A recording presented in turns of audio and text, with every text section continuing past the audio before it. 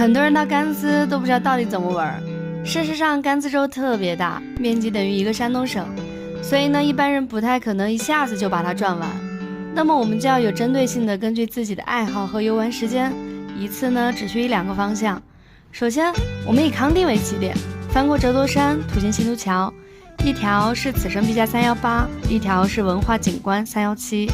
当然，也可以从甘进阿出绕康定、新都桥、塔公、丹巴、小金游玩一圈。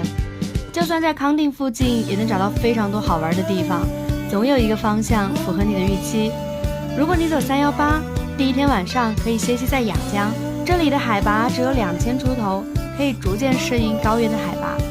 第二天出发前往世界海拔最高的城市理塘，在这儿可以感受丁真眼里的世界，雪山、草原、寺庙、湖泊一样也不少，还有唱不完的情歌。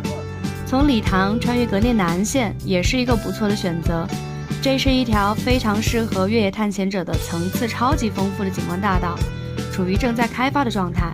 现在来呢更原始，也更能体会穿越无人区的快感。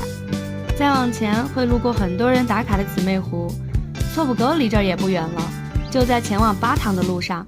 这儿怎么玩，我之前出了一期详细的攻略，可以给大家做个参考。巴塘再往前就是进藏了，你也可以选择返回理塘，途经天空之境、新一措，前往稻城亚丁。这里不来会后悔一辈子，来了会后悔8辈子。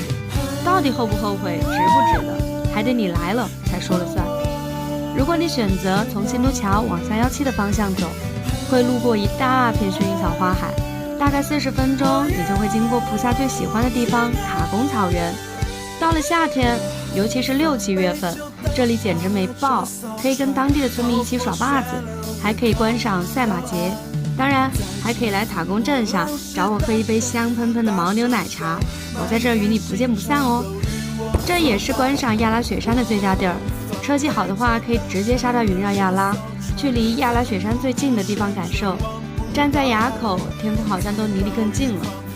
再往前途经莫氏公园，在这儿感受一下异域星球的孤寂。317再往下走，我就不展开介绍了，因为好玩的地方实在太多了，这条体量不够，我会单独出一期北路环线的视频供大家参考。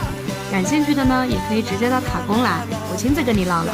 当然，康定周边也有很多好玩的风景极致的地儿，比如说去看鱼子戏的夕阳，去贡嘎乡观赏不同角度的蜀山之王。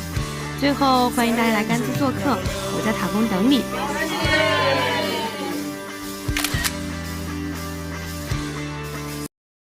抖音。